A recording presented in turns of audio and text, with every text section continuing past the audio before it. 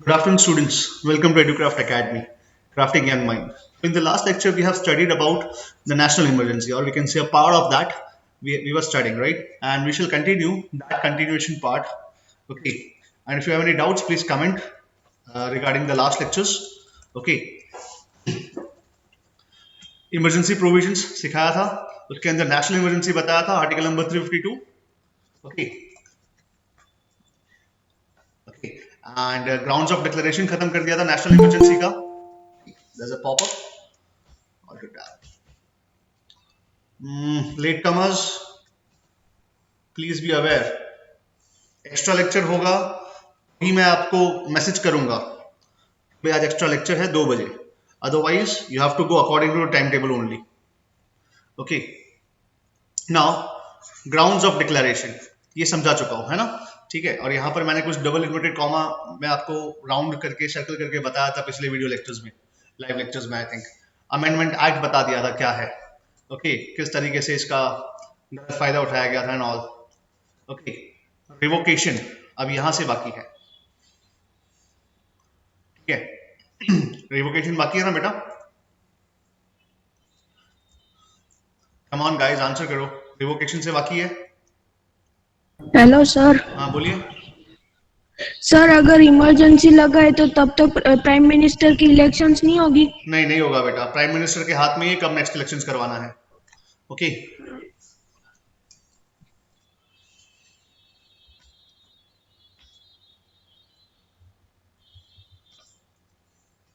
मिश्रा नहीं आया आज. चलिए कोई नहीं, यहां से शुरू करते हैं. That is the revocation of the proclamation. What do mean by the word revocation? Revoke करना. What do mean by the word revoke? Undo करना. ठीक है. राइट. अनडन करना उसको कहते हैं revocation. Revocation of what? Announcement. जो लागू करवाया है अब उसको अनडन करना है, अनलागू करवाना एक तरीके से, अगर लोकल लैंग्वेज में कहो, लोकल मातृभाषा में कहो तो ऐसे. अब देखिए क्या लिखा है. लिखा है proclamation of emergency may be revoked by the president and at any time by a subsequent proclamation. Such a proclamation does not require the parliamentary approval. Okay, ठीक है. अब देखिए लिखा है. लिखा है कि जब इमरजेंसी हटाना है, रिवोक करना मतलब हटाना. ओके. तो इमरजेंसी को हटाना है. सो क्या होगा बेटा यहां पर वो रिवोक अपने आप नहीं कर सकते. उसमें क्या करना चाहिए पता है? लोकसभा की मंजूरी चाहिए. ठीक है. Further the president must revoke a proclamation if the Lok Sabha passes a resolution disapproving it's continuation. देखिए क्या लिखा है यहां पर. फर्स्ट जो पैरा है, ठीक है, वो ध्यान रखिएगा. Further the president must revoke a proclamation if the Lok Sabha passes a resolution disapproving it's continuation. ठीक है. जब लोकसभा एक रेजोल्यूशन पास करेगा कि भाई अब जो ये इमरजेंसी है, ठीक है, इसका कंटिन्यूएशन अभी हम डिसअप्रूव करते हैं. ओके. अगेन दिस सेफगार्ड याद रखना. ठीक है. कल ही सिखाया था ना. क्या है कि ये सेफगार्ड कब इंट्रोड्यूस किया था? पहले नहीं था ये सेफगार्ड. ठीक है. बोले कि लोकसभा जब मना करेगा तब हम रिवोक करेंगे, ऐसा. तो पहले ये सेफगार्ड नहीं था. ठीक है. Again this safeguard was introduced by the 44th amendment act of 1978. ठीक है. आई होप आपको पता है 1978. ठीक है. 1975 में 1976 में लगाई गई थी इमरजेंसी. ओके, है ना? एंड 1978 में अगेन एक वापस से जो हमारे कॉन्स्टिट्यूशन में जो एक खामी थी, ठीक है, उसको भर दिया गया. कब भरा? बोले कि लोकसभा डिसअप्रूव कर सकती है. Before the amendment a proclamation could only be revoked by the president on his own and the Lok Sabha had no control in this regard. समझ में आया बेटा? समझ में आया? Give me thumbs up, come on. समझ में आया? हम रिवोकेशन की बात कर रहे हैं. हम रिवोकेशन की बात कर रहे हैं. रिवोक करना मतलब क्या? जो आपने अनाउंस किया है कि भाई इमरजेंसी लगेगी, ठीक है, उसके बाद उस इमरजेंसी को हटाने के लिए, ठीक है, लोकसभा की मंजूरी जरूरी है. लेकिन जब पहली इमरजेंसी लगी थी, मतलब द लास्ट वन इमरजेंसी जब लगा था, द कंट्रोवर्शियल इमरजेंसी, उसके पहले कोई ऐसा प्रावधान नहीं था कि भाई लोकसभा अप्रूव करेगा, ठीक है, राइट, समझ में आया। उसके पहले ऐसा था कि प्रेसिडेंट अपनी मर्जी से वो हटाएगा, एंड आपको पता है बखूबी, the president acts on the advice, shall act on the advice of the prime minister and his cabinet. लेकिन यहां पर जो कंट्रोवर्शियल इमरजेंसी था उसमें तो प्राइम मिनिस्टर ने अपने कैबिनेट का भी कंसर्न लेना नहीं समझा था, है ना, हम पहले पढ़ चुके हैं पिछले लेक्चर्स में। Okay, Tanish Ramani is there, Tanish Ramani there, Himanshu Kumar is there, Yes, sir. Himanshu Kumar, Sir, I'm here, Tanish. Tanish is here, Himanshu is not there, right? Yes, sir. क्या yes sir, give me thumbs up, कौन सा नाम है तुम्हारा, कम ऑन।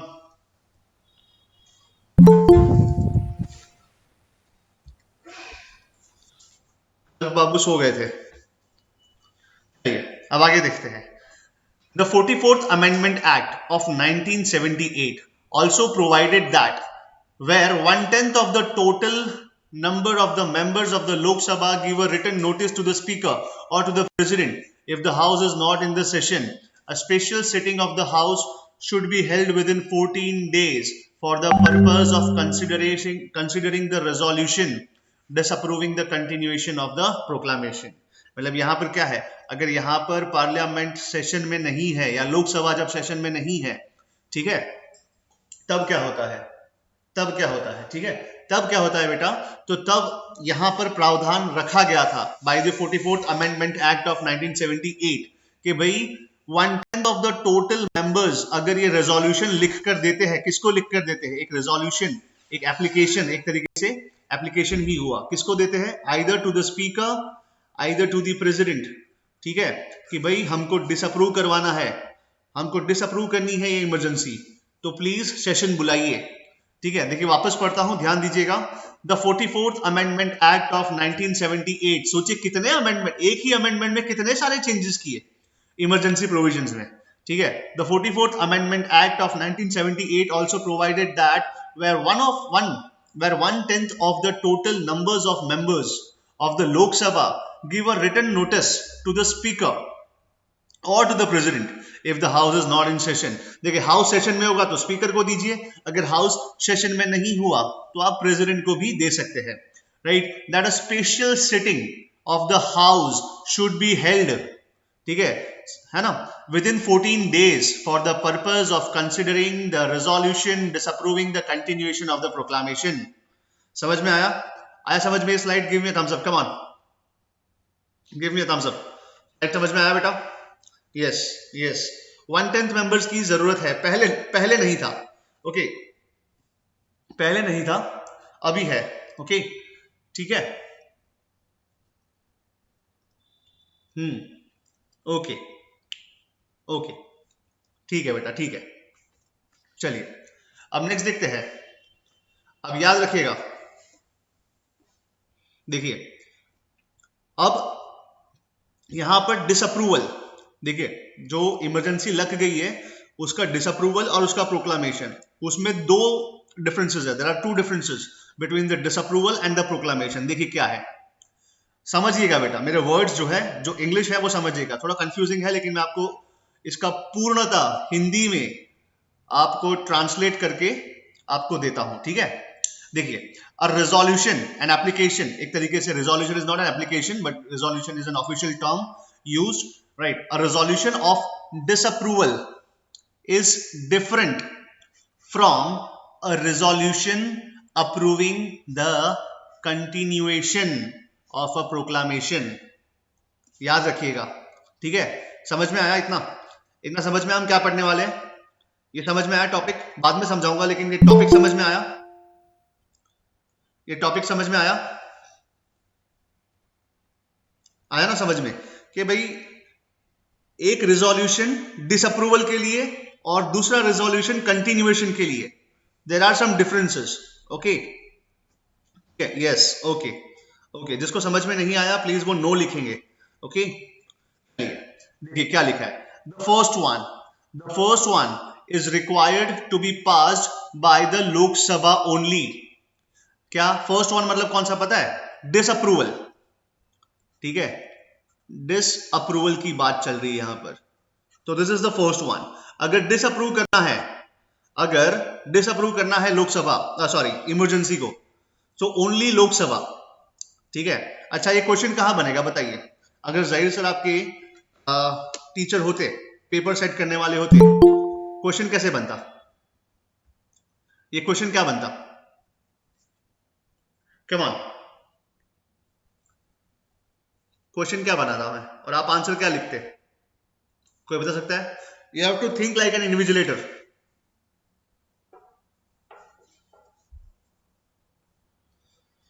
नहीं समझ में आया वेदांत?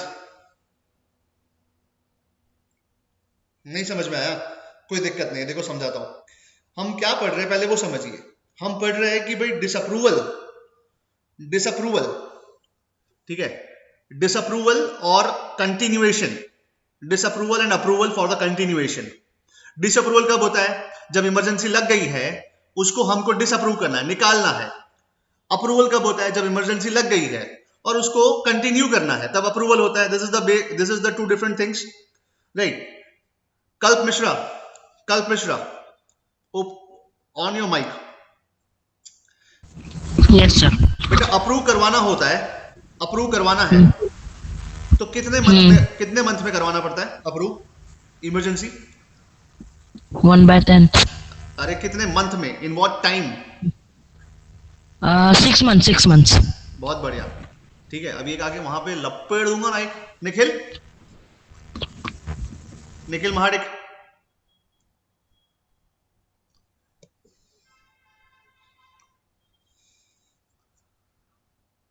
सुजल राठौड़. अच्छा, Sujal Rathore was not there in the last class. Rishita. Yes sir. हाँ बेटा, अप्रूवल कितने महीने में करवाना पड़ता है? In how many months? What is the month? What is the time period? Approve कितने महीनों में करवाना पड़ता है? नहीं, गलत है खुशी, गलत है. नेशनल इमरजेंसी अप्रूव कितने मंथ में करवाना है? नो वेदांत, नो. 5 sir. प्रेम मोरे, राइट. सुहानी त्रिपाठी, बहुत बढ़िया. कल्प मिश्रा, ध्यान दो यार, come on. 1 month, within one month approve करवाना जरूरी है बाय बोथ द हाउसेस. लेकिन जब डिसअप्रूवल की बात आएगी तो only Lok Sabha has the power to disapprove. ठीक है, तो ये क्वेश्चन क्या बना? ये क्वेश्चन बना upper hand of the Lok Sabha. ठीक है, इक्वल पावर्स में क्या लिखेंगे? Equal powers of Lok Sabha and Rajya Sabha. तो लिखेंगे both the houses have the power, equal power to approve the emergency, to approve the national emergency. Mark my words बेटा, mark my words. Okay, I am giving you the difference, equal and unequal powers.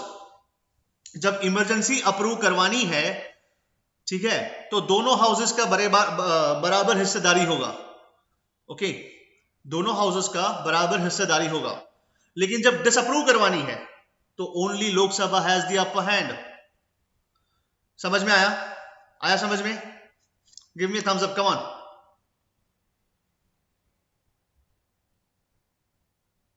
Okay.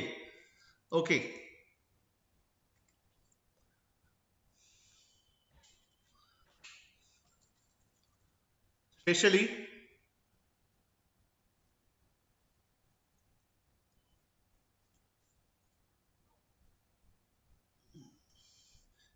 for Kalp Mishra and the other ones, parliamentary approval and duration of the national emergency. The proclamation of emergency must be approved. The proclamation of emergency must be approved by both the houses of the parliament within 1 month. Example भी दिया था, पता है example क्या दिया था? 20 जुलाई, 22 जुलाई, तो 22 अगस्त तक इसका अप्रूवल आ जाना चाहिए within 1 month from the date of its issue. दिखाया था भाई लास्ट लेक्चर्स में. क्या करते हो यार, नाम डुबाओगे मेरा। अब आगे देखते हैं, कंटिन्यू करते हैं। The first one is required to be passed by the Lok Sabha only while the second मतलब क्या पता है? अप्रूवल। सेकेंड का मतलब अप्रूवल है। ओके, यहां पर सेकेंड का मतलब अप्रूवल है, right. The second one, while the second one needs to be passed by both the houses of the parliament. This is the one difference. The first difference. जब disapprove करवाना है तो लोकसभा के पास जाइए, जब अप्रूव करवाना है, कंटिन्यूएशन करवाना है, ठीक है, या अप्रूव भी करवाना, जब पहली बार लागू होगा तभी भी अप्रूव करवाना है, तो बोथ द हाउसेस, ठीक है, तो बोथ द हाउसेस। अब देखिए सेकंड क्या लिखा है? लिखा है मेजॉरिटी के बारे में। जब फर्स्ट वन, जब डिसअप्रूव करवाना है, ठीक है, तो सिंपल मेजॉरिटी चाहिए। क्या चाहिए बेटा? Simple majority. लेकिन जब अप्रूवल करवाना है, ठीक है, तो क्या चाहिए? Special majority. Special majority is that 2/3 of the total members and voting present and voting, right, ठीक है, इसको कहते हैं स्पेशल मेजॉरिटी। राइट, समझ में आया बेटा? स्लाइड समझ में आया समझ में? कल अगर भूलोगे ना तो गए तुम, ठीक है। जिया पटेल समझ में आया? प्रियांशी समझ में आया? तीर्थ पंचाल, कल्प का रिप्लाई नहीं आया अभी तक।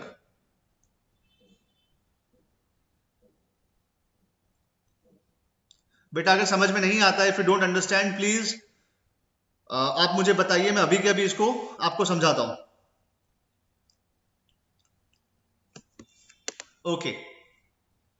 ओके, चलिए अब नेक्स्ट स्लाइड देखते हैं। Effects of national emergency. अब इसका इफेक्ट देखते हैं कि इसका इफेक्ट क्या होगा। ओके, सबसे पहले the proclamation of emergency has a drastic and wide ranging effects on the political system. These consequences can be grouped into 3 categories. First, effect on the center-state relations. Second, effect on the life of Lok Sabha and State Assembly. Third, effect on the fundamental rights. ठीक है, 3 effects बताए गए हैं। पहला effect क्या है पता है? सेंटर और स्टेट के रिलेशंस, दिल्ली और गांधीनगर के रिलेशंस, दिल्ली और कहेंगे कि लखनऊ के रिलेशंस कैसे है, ठीक है, समझ में आया, राइट। तो इस तरीके से centre and state relations. Second आता है effect on the life of the Lok Sabha and the state assembly and effects on the fundamental rights. Okay, ठीक है। तो जब एग्जाम देते हैं ना, तो एग्जाम में इसके रिलेटेड क्वेश्चन आते हैं, बहुत भर भर के क्वेश्चन आते हैं, एक आधा क्वेश्चन तो आएगा ही आएगा, ठीक है, तो प्लीज ध्यान दीजिएगा। सबसे पहले समझते हैं, ठीक है, effect on the centre and state relations, ठीक है, दिल्ली और गुजरात के बीच में क्या रिलेशन होगा, दिल्ली और राजस्थान के बीच में क्या रिलेशन होगा, वो देखते हैं। While a proclamation of emergency is in force, the normal fabric of the center-state relation undergoes a basic change. This can be studied under 3 heads. सबसे एग्जीक्यूटिव के ऊपर क्या फर्क पड़ेगा, लेजिस्लेटिव के ऊपर क्या फर्क पड़ेगा, और फाइनेंशियल के ऊपर क्या फर्क पड़ेगा। ओके, ठीक है, समझ में आ रहा है मैं क्या सिखा रहा हूं? समझ में आ रहा है बेटा? Give me a thumbs up, come on. समझ में आ रहा है समझ में? यस। आप लोग जब तक कॉन्सेंट्रेट नहीं करेंगे तब तक नहीं होगा बेटा, ठीक? ओके, कॉन्सेंट्रेट कीजिए। कल्प मिश्रा,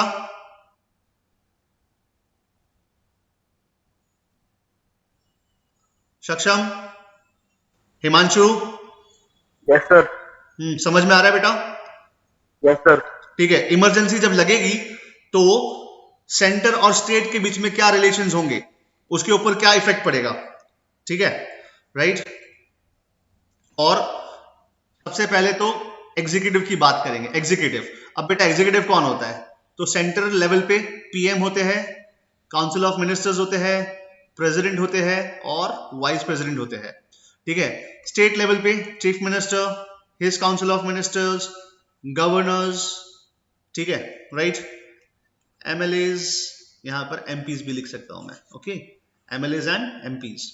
क्या इसके ऊपर फर्क पड़ेगा, व्हाट आर द इफेक्ट्स? अब देखिए क्या है, आगे देखते हैं। ड्यूरिंग अ नेशनल इमरजेंसी, जब नेशनल इमरजेंसी लगती है, the executive power of the centre extends to directing any state regarding the manner in which its executive power is to be exercised। ठीक है, मतलब यहां पर समझिए इस चीज को, जब नेशनल इमरजेंसी लगेगा, ठीक है, तो सेंटर कोई भी डायरेक्शन दे सकता है स्टेट्स को कि इसी तरीके से काम करना पड़ेगा। समझ में आया? जब नेशनल इमरजेंसी लगता है तब। लेकिन in normal times the centre can give executive directions to a state only on certain specified matters। ठीक है, याद रखना।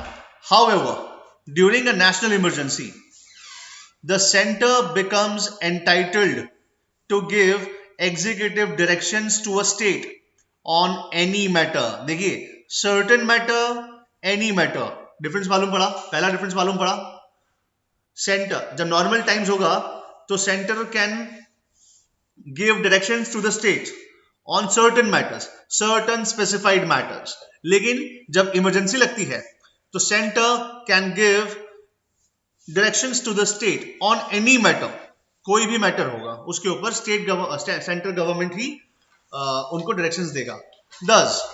thus the state governments are brought under the complete control of the center though they are not suspended। ठीक है, suspend नहीं करते, लेकिन क्या है, state government will come directly under the control of the central government. Okay, slide समझ में आया? स्लाइड समझ में? Give me a thumbs up, come on. Slide समझ में आ रहा है? यस। तीर्थ जैन है? तीर्थ जैन? Yes sir. ओके, दिया समझ में आ गया, दिया को, श्रेया को भी आ गया, कल्प मिश्रा को भी आ गया, प्रेम मोरे, धनश्री, यस, ध्रुव, ओके। चलिए अब आगे देखते हैं। उसके बाद नेक्स्ट टॉपिक, लेजिस्लेटिव पावर्स में क्या। अब लेजिस्लेटिव पावर्स क्या है मालूम है ना? Law making powers. अच्छा, फर्स्ट सेक्टर याद करो। First sector we have three list, union list, state list, concurrent list. याद है? याद आया कुछ या याद दिलाऊं? याद आया कुछ? यस सर, याद आया। याद आया, बढ़िया। ठीक है, आते हैं अभी लेजिस्लेटिव पावर्स में, that is the law making powers.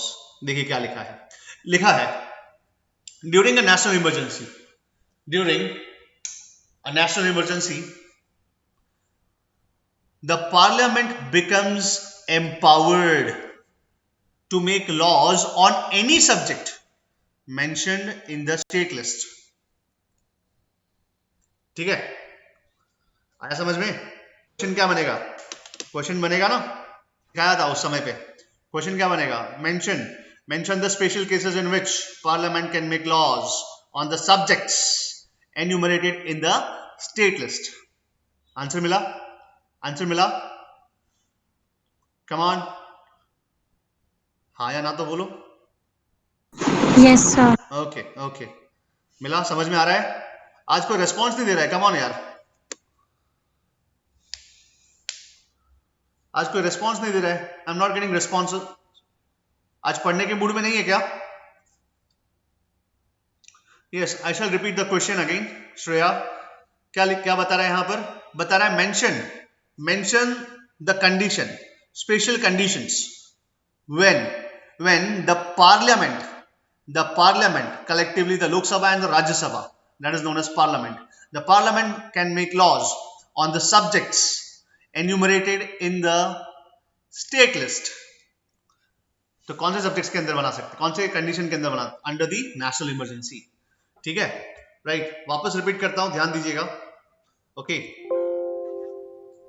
during a national emergency, the parliament becomes empowered to make laws on any subject mentioned in the state list, although the legislative power of a state legislature is not suspended.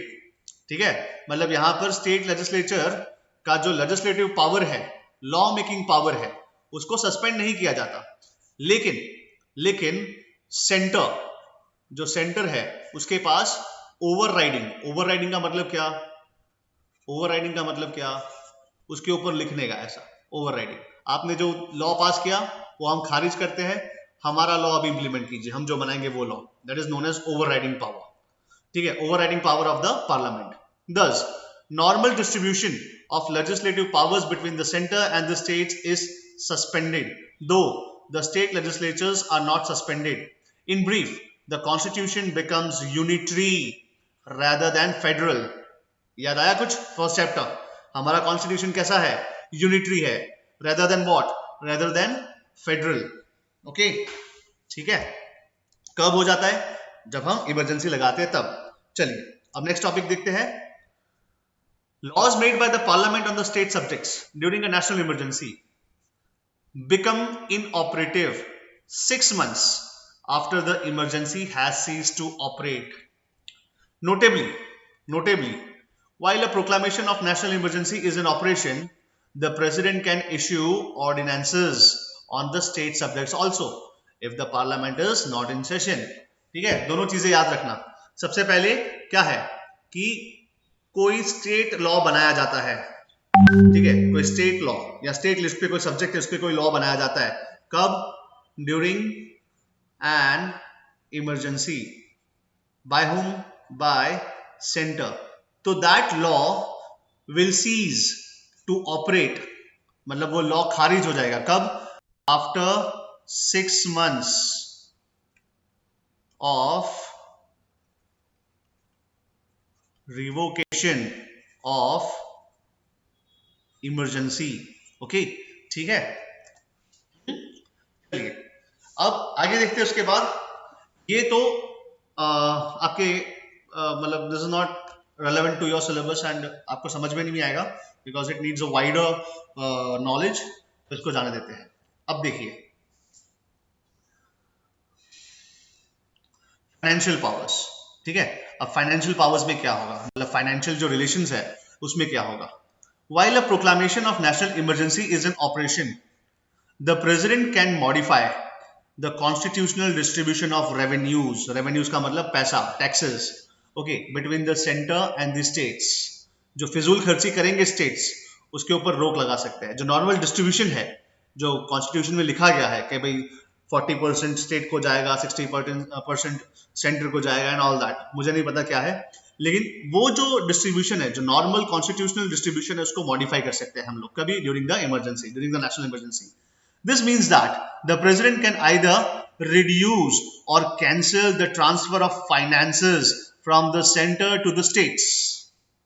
Such modifications continues till the end of the financial year in which the emergency ceases to operate. Also, every such order of the president has to be laid before the houses of the parliament. ठीक है, मतलब finance में याद रखो, finance में भी क्या है, the centre becomes the super power, okay, supreme power. Also such order of the president has to be laid before the both the houses. ठीक है, ये तो रिपीटेड है। अब आते हैं effect on the life of the Lok Sabha and the state emergency. देखिए यहां पर कुछ एग्जाम्पल्स के साथ है, एग्जाम्पल्स के साथ है, देखिएगा क्या लिखा है। While a proclamation of national emergency is in operation, the life of the Lok Sabha, है ना, that is why it is known as temporary house. First chapter. Why Lok Sabha is called as temporary house? Okay. So देखिए क्या लिखा है। While a proclamation of national emergency is in operation, the life of the Lok Sabha may be extended beyond its normal term, that is 5 years. 5 years is the normal term for the Lok Sabha, right? लेकिन यहाँ पर देखिए क्या लिखा है, can be extended beyond its normal term by a law of the parliament for 1 year at a time, for any length of a time. सोचिए जब emergency लगेगी तब लोकसभा का जो लाइफ है, जो नॉर्मल टेन्योर है, वो क्या हो जाएगा बेटा, एक्सटेंड हो जाएगा। कैसे एक्सटेंड होगा, तो कहेंगे पार्लियामेंट लॉ पास करेगा कि भाई ये जो करंट लोकसभा है इसका जो टेन्योर है वो एक्सटेंड करना है। कितना साल? 1 year at a time. Okay. However, this extension cannot be continued beyond a period of 6 months after the emergency has ceased to operate. जब इमरजेंसी खत्म हो जाएगी उसके 6 महीने बाद लोकसभा को भी डिसॉल्व होना पड़ेगा। ओके, अगर उसका नॉर्मल टर्म नहीं चल रहा तो। For example, the term of the 5th Lok Sabha 1971 to 75, sorry हाँ 75 तक था, 75 में इमरजेंसी लगाई गई और 2 साल एक्सटेंड हुआ, 76 एंड 77। देखिए लिखा है ना यहाँ पर, राइट। और हम देखते हैं फिर क्या देखते हैं, 44th amendment act of 1978, right. समझ में आया बेटा? समझ में आया? ठीक है, ये बहुत इंपॉर्टेंट है, बोर्ड क्वेश्चन है ये। थम्स अप दीजिए प्लीज, समझ में आया तो थम्स अप दीजिए, कम ऑन, यस। ओके, तो यहां पर लोकसभा जो है उसका टर्म, उसका जो नॉर्मल टर्म है वो बढ़ सकता है, that is why it is known as temporary house. उससे कम हो सकता है भाई, ठीक है, हो सकता है। वाजपेयी जी की सरकार जो है 13 मंथ्स में गिर गई थी, बहुत सारे लोगों की सरकार जो है बहुत समय रही नहीं, ठीक है, वॉट एवर द रीजंस में भी, ठीक है, वॉट एवर द रीजंस में भी, लेकिन ये होता है ऐसे, ठीक है। तो यहां पर क्या है, यहां पर जो है लोकसभा का जो टर्म है वो 1 ईयर तक एक्सटेंड हो सकता है। Madhavi Rajput,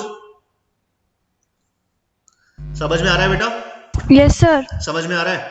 yes sir. आंचल, समझ में आ रहा है? Yes, sir. ओके, ठीक है। देखिए यहां पर क्या लिखा है, वही कि भाई जो 5th लोकसभा थी, राइट, उनका जो नॉर्मल टेन्योर था वो था फ्रॉम 1971 टू 1975। लेकिन 1975 में क्या लगी? इमरजेंसी लगी, द कंट्रोवर्शियल इमरजेंसी। और इस इमरजेंसी के तहत क्या हुआ, 2 years लोकसभा का लाइफ एक्सटेंड हो गया, लेकिन कैसे? 1 year एट अ टाइम, ठीक है, राइट। तो इस तरीके से होता है, राइट। अब अगर स्टेट लेजिस्लेटिव असेंबली की बात करें, हालांकि this is not in your syllabus, right, state legislative assembly SLS जो है वो आपके सिलेबस में नहीं होता, ओके, राइट। तो उसका भी क्या है कि for any length of a time, 1 year at a time, उसको भी इंक्रीज कर सकते हैं। लेकिन जैसे इमरजेंसी खत्म होती है उसके 6 मंथ्स के अंदर वो खत्म हो जाता है, ठीक है, राइट। अब आते हैं the most important one, fundamental rights. 9th standard का पता है, 9th स्टैंडर्ड में हम फंडामेंटल राइट्स पढ़ते थे, हमारे पास 6 फंडामेंटल राइट्स है। याद है कुछ फंडामेंटल राइट्स? याद है कि 9th का बुक खोलूं? आंसर कीजिए, खोलूं 9th का बुक? याद है? बहुत बढ़िया। 6 थे भैया, 7 थे, 6 थे या 7 थे? Yes, right of equality. नहीं आता, कोई दिक्कत नहीं है, बहुत बढ़िया।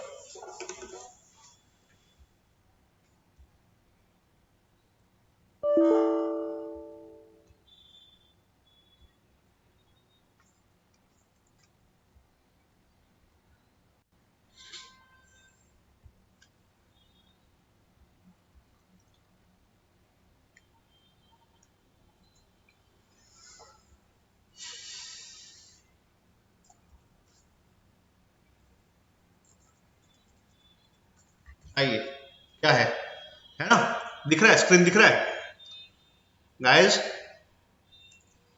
Yes, sir. स्क्रीन दिख रहा है ना? ओके, चलिए। कॉन्स्टिट्यूशन के बाद 7 थे, अब 6 है, ठीक है। क्या है? सबसे पहला right to equality, article number 14 to 18। Second, right to freedom of, बहुत सारा चीजें है उसके अंदर, देखते हैं बाद में, ठीक है। फिर राइट अगेंस्ट एक्सप्लॉयटेशन, यहां पर मैं पता है आपको, राइट टू एक्सप्लॉयटेशन नहीं लिख के आना, राइट अगेंस्ट एक्सप्लॉयटेशन लिखना, ठीक है। लेकिन बहुत बच्चे राइट टू एक्सप्लॉयटेशन लिख कर आते थे। फिर right to freedom of religion, cultural and educational rights, ये निकाल दिया गया है, and right to constitutional remedies. So this are the 6 fundamental rights that we have. Article numbers याद रखना है तो रखिए, लेकिन अभी के समय पर जो अभी मैं आपको सिखा रहा हूं इमरजेंसी, उसमें ये आर्टिकल्स इंपॉर्टेंट है, आर्टिकल्स 19 to 22, ठीक है। देखते हैं क्या है, ये रहा right to freedom, article number क्या लिखा है सबसे पहले, आर्टिकल नंबर 19 क्या है, राइट, आर्टिकल नंबर 19 क्या है, right to freedom of protection of 6 fundamental rights regarding freedom of speech, expression, freedom of assembly, association, freedom of movement and residence and freedom of occupation और profession. याद आया 9 standard, याद आया 9 standard कुछ, come on 9 standard याद आया? Freedom, yes yes, ठीक है, तो ये इंपॉर्टेंट है। ओके, 9 स्टैंडर्ड में ये सारे फंडामेंटल राइट्स हम सीखते थे। अब देखिए क्या लिखा है, लिखा है right to freedom of protection in respect to conviction of offences, article 20, right, that is protection of life and personal liberty, ठीक है, आपकी लाइफ और पर्सनल लिबर्टी, आर्टिकल नंबर 21, ये भी आपका राइट है कि आप अपने आप को जिंदा रख सकते हैं, ठीक है, और वो राइट यहाँ पे छीना जाता है। देखते हैं क्या है फिर, right to elementary education and protection against the arrest and detention, article 22। तो हमारे लिए काम का क्या है पता है, आर्टिकल 21 एंड 22 काम का है फिलहाल नेशनल इमरजेंसी के लिए। नेशनल इमरजेंसी लगेगा ना बेटा, तो देखिए ये आर्टिकल 21 एंड 22, ये तो आरटीई तो पता है ना, आरटीई क्या था, एलिमेंट्री एजुकेशन, ठीक है, राइट टू एजुकेशन मैं बता चुका हूँ, ये अमेंडमेंट एक्ट से आया था, इसलिए आर्टिकल नंबर 21A लिखा है इसके अंदर। Okay, generally article number 21 and article number 22। Article number 21 क्या बोलता है, protection of life and personal liberty, और फिर ई वाला protection against arrest and detention in certain cases, right, तो आर्टिकल नंबर 22। अब देखिए आगे देखते हैं उसके बाद, कहाँ गया मैं, यहाँ पे था, यहाँ पे था। आर्टिकल नंबर 19 भी देखेंगे क्या है, article number 19 that is right to freedom, okay, of this profession and all that, ठीक है, आर्टिकल नंबर 19 भी है, लेकिन उसके बारे में बाद में डिस्कस करेंगे क्या है। अब देखिए यहाँ पे क्या लिखा है, लिखा है effects on the fundamental rights, that is article number 358 359 describe the effect of national emergencies on the fundamental rights, ठीक है, फंडामेंटल राइट्स पे क्या इफेक्ट होता है। आर्टिकल 358, ये सब आर्टिकल्स याद रखने की जरूरत नहीं है, लेकिन आपको समझना है, article 358 deals with the suspension of fundamental rights guaranteed by the article number 19, ठीक है, मतलब जब आर्टिकल नंबर 358 लगेगा, दैट इज नेशनल इमरजेंसी लगेगा जब, ठीक है, 352, तो प्रेसिडेंट क्या कर सकते हैं, हमारा जो आर्टिकल नंबर 19 है, right to freedom of speech, expression, assembly, profession, movement, उसको सीज कर सकते हैं, उसको कैंसिल कर सकते हैं।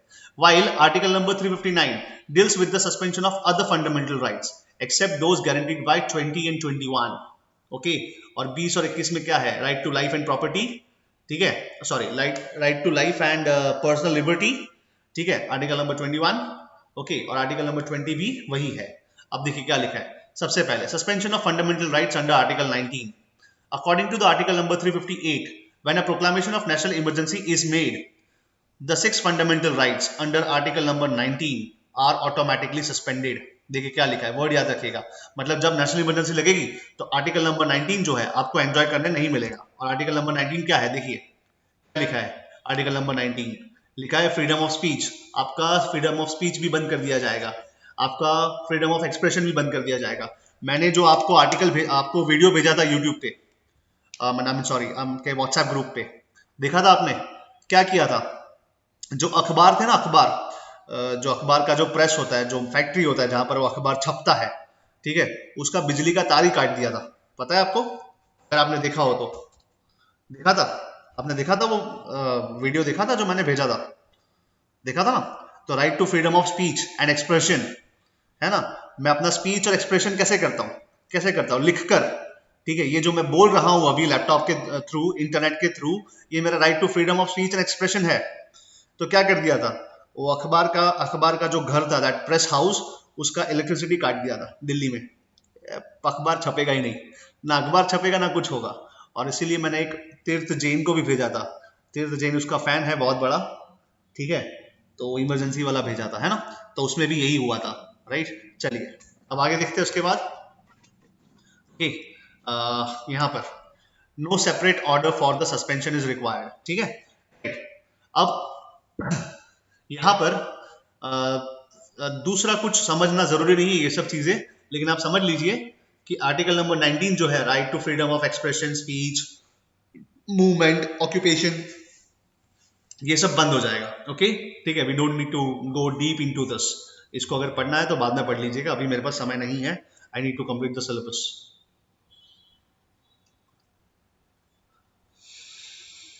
चलिए अब आता है suspension of other fundamental rights.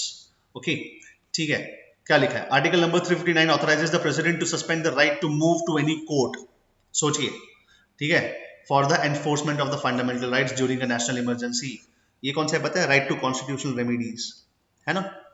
Right to constitutional remedies क्या होता है? The court has the right to issue the writ, habeas corpus, mandamus, certiorari, prohibition. याद है कुछ? याद आया कुछ? 9th standard, come on, 9th standard में था ना ये सब चीजें। कॉन्स्टिट्यूशनल रेमेडीज, अगर आपसे आपके फंडामेंटल राइट्स छीने जाते हैं, है ना? यस तो क्या होगा? तो आप कोर्ट में जाकर यू कैन मेक श्योर कि आपके फंडामेंटल राइट्स रहते हैं। लेकिन जब नेशनल इमरजेंसी लगता है, नेशनल इमरजेंसी जब लगेगा बेटा, तो सबसे पहले तो आपका पहला फंडामेंटल राइट ऑटोमेटिकली सस्पेंड हो जाता है, that is article number 19, right to freedom of speech and expression. ठीक है, फिर आप कोर्ट में जाओगे, बोलोगे मेरा आर्टिकल नंबर 19 लगाओ, तो कोर्ट ने क्या कर दिया, मतलब हमारे कॉन्स्टिट्यूशन ने क्या कर दिया, बोला भाई साहब आप जाएंगे ही नहीं कोर्ट में। ठीक है, ये भी आपका नेशनल इमरजेंसी के अंदर आता है, कि नेशनल इमरजेंसी में आता है कि आपका राइट टू कॉन्स्टिट्यूशनल रेमेडीज, आपके जो फंडामेंटल राइट्स है उसको आप वापस लगा नहीं सकते during the national emergency only. Okay, this means that under Article 359, the fundamental rights are as such are not suspended, but only their enforcement, ठीक है, only their enforcement is suspended। देखिए, ठीक है, the said rights are there theoretically alive, but the right to seek remedy is suspended। ठीक है, the right to seek remedy, constitutional remedy is suspended। Okay, चलिए फिर लिखा है कि अब प्रेसिडेंट जब चाहे, मतलब जो देखिए क्या लिखा है, the suspension of the enforcement relates to only those fundamental rights that are specified in the presidential order. President जो चाहेंगे उसी को सस्पेंड करेंगे। ऐसा जरूरी नहीं कि आर्टिकल नंबर 19 सस्पेंड कर दिया जाए, आपका कॉन्स्टिट्यूशनल रेमेडी सस्पेंड कर दिया जाए, ऐसा it is not possible. Okay ठीक है, प्रेसिडेंट फर्दर जो नोटिस देंगे उसके हिसाब से आपके फंडामेंटल राइट्स आपके खत्म हो जाएंगे। ठीक है, चलिए अब आगे देखते हैं फंडामेंटल राइट्स के बाद। यहां पर कुछ अगेन इंदिरा गांधी गवर्नमेंट के बाद वापस से 44th अमेंडमेंट एक्ट आया था और ये निकाल दिया गया था। क्या निकाला था? देखो क्या लिखा है। फर्स्टली, ठीक है, अब मैं पूरा नहीं पढ़ूंगा, सिर्फ उसका जिस्ट दूंगा आपको। Firstly, the president can not suspend the right to move to the court for the enforcement of the fundamental rights guaranteed by the articles 20 and 21। In other words, the right to protection in respect to the conviction of offences, that is article number 20, and right to life and personal liberty, article number 21, remain enforceable even during emergency। सोचिए, इंदिरा गांधी जो है इतना दिमाग लगाई थी, constitution का ऐसा use किया था उन्होंने कि बाद में जो आने वाली सरकारें हैं उन्होंने क्या किया था, उन्होंने सारे के सारे जो फ्लॉज थे, ठीक है, रिगार्डिंग दिस नेशनल इमरजेंसी, वो सारे के सारे हटा दिए। ठीक है, ओके चलिए अब फाइनल टॉपिक पढ़ते हैं आज का, डिक्लेरेशंस मेड सो फार, कि भाई अब कौन से डिक्लेरेशंस दिए हैं, नेशनल इमरजेंसी कितनी बार लगी है। ठीक है, सो देखिए, this type of emergency has been proclaimed 3 times। 1962, you are well versed with this, है ना, Sino India war, India Sino war ऐसा भी कह सकते हैं इसको, right. 1971 Bangladesh liberation war, 1975 the most controversial one. ठीक है, फिर इसके बाद लोकसभा की जो एज है वो बढ़ गई 2 साल, अभी सिखाया आपको। और उसके बाद हम देखते हैं 44th अमेंडमेंट एक्ट लगता है भाई 1978 में। ठीक है, हास्यास्पद है इसलिए हंस रहा हूँ।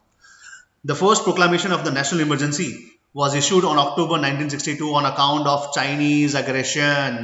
कहाँ पर? नेफा में। उस समय नेफा क्या था पता है? उस समय नेफा जो आज का अरुणाचल प्रदेश था। ठीक है, नेफा का फॉर्म क्या पता है? North east frontier agency. ठीक है, that is Arunachal Pradesh and was in force till 1968। सोचिए, 62 में लगाई, 68 तक गई। ठीक है, 6 साल लंबा इमरजेंसी लगता है अरुणाचल प्रदेश में, नेफा में, ठीक है। Hence a fresh proclamation was not needed at a time of war against the Pakistan in 1965. समझ में आया? पाकिस्तान के समय पे क्यों नहीं लगी? क्योंकि ऑलरेडी नेफा में था, ठीक है। तो नेशनल इमरजेंसी फिर उसमें चेंज कर दिया गया, ऐसा था। The second proclamation of the national emergency was made in December 1971 in the wake of attack by the Pakistan, ठीक है, 1971 में। Even when this emergency was in operation, ठीक है, जब ये इमरजेंसी लागू थी, right, a third proclamation of national emergency was made in June 1975, but the second and the third proclamations were revoked in 1977. Okay, ठीक है। अब देखते हैं आगे क्या लिखा है। लिखा है the first two proclamations of 1962 and 1971, ठीक है, वो made on the ground of external aggression. बताया था ना, सिखाया था ना बेटा एक्सटर्नल अग्रेशन क्या होता है। 1962 में क्या हुआ? चाइनीज अग्रेशन, ठीक है। और 1971 में क्या हुआ? War with Pakistan. क्यों? बिकॉज इसी समय पे बांग्लादेश आजाद हुआ था। बांग्लादेश एज अ देश, as a country came into existence. ये पहले क्या था पता है? ये पहले था ईस्ट पाकिस्तान। क्या था बेटा? ये ईस्ट पाकिस्तान।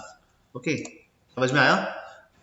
लेकिन द थर्ड प्रोक्लामेशन क्या था 1975 में? Internal disturbance. लेकिन फिर हमने देखा ना 44th अमेंडमेंट एक्ट में इंटरनल डिस्टर्बेंस को क्या बोल दिया?